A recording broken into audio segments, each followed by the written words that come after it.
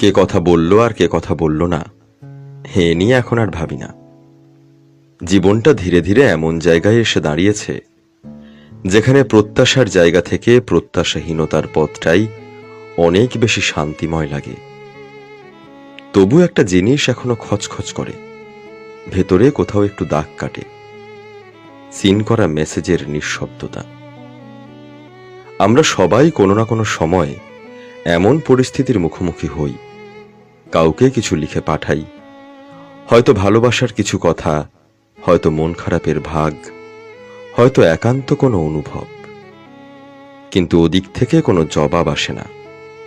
শুধু একটা নীল টিক বা সিন লেখা আমাদের দিকে তাকিয়ে থাকে। জবাব না দিলেও হয়তো সে পড়েছে, জেনেছে, বুঝেছে, কিন্তু চুপ থেকেছে। এখানেই সবচেয়ে বেশি ব্যথা লাগে। কারো সময় হয় না এটা মানা যায়, কেউ ব্যস্ত থাকে তাও ঠিক, কিন্তু যখন বুঝতে পারি সাড়া না দেওয়াটা একটা অভ্যেস হয়ে গেছে, তখন বুঝি আমাদের আর প্রয়োজন নেই তার কাছে। একসময় একটা হ্যালোর জন্য প্রতীক্ষা করতাম, ভাবতাম সে হয়তো ব্যস্ত, একটু পরে উত্তর দেবে, হয়তো ভুলে গেছে, মনে পড়লে নিশ্চয়ই রিপ্লাই দেবে। কিন্তু সময়ের সঙ্গে সঙ্গে বুঝে গেছি সব অপেক্ষা মূল্যবান হয় না।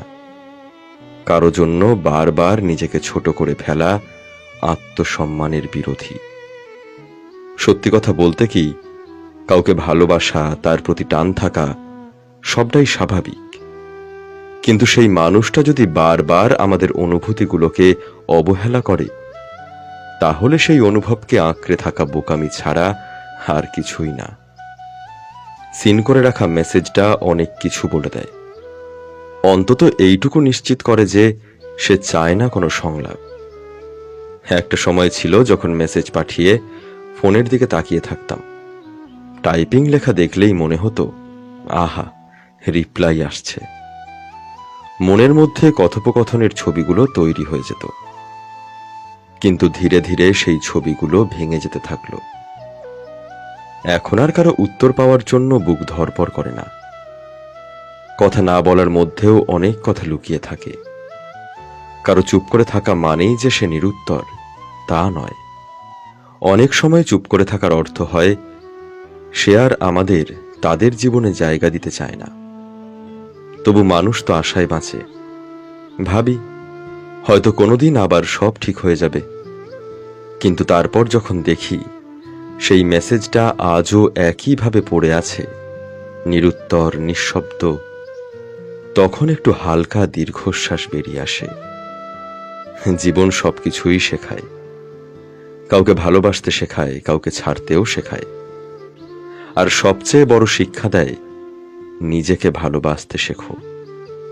যে মানুষটা বারবার অবহেলা করেছে তাকে আঁকড়ে ধরা মানে নিজের মনকে কষ্ট দেওয়া। আজকাল তাই এমন কোনো মেসেজ পাঠানোর আগেই দুবার ভাবি এই মানুষটা কি সত্যিই আমার অনুভূতির যোগ্য? আমি কি আবার নিজের আত্মসম্মানকে ঝুঁকিতে ফেলছি? সব প্রশ্নের উত্তর হয়তো পাই না, কিন্তু একটা জিনিস বুঝি, যে কারো চুপ করে থাকা, সিন করে রেখে দেওয়া মেসেজ আমাকে আর আগের মতো ব্যথা দেয় না। ভালোবাসা তো একতরফা হতে পারে, সম্মান না।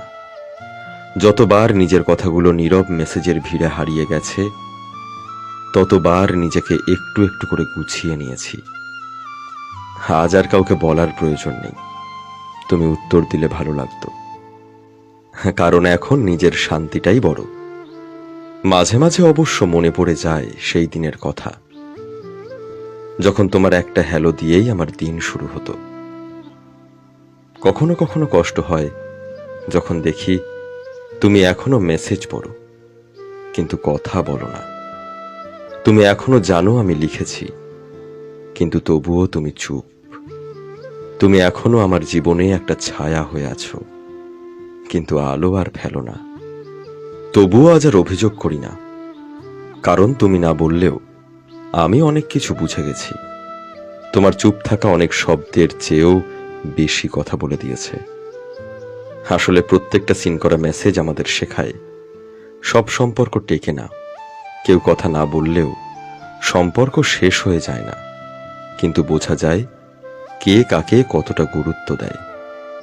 তাই এখন আর কেউ কথা বলল কিনা তাতে কিছু যায় আসে না, শুধু মাঝে মাঝে একটু খারাপ লাগে, ওই আর কি, শুধু মাঝে মাঝে।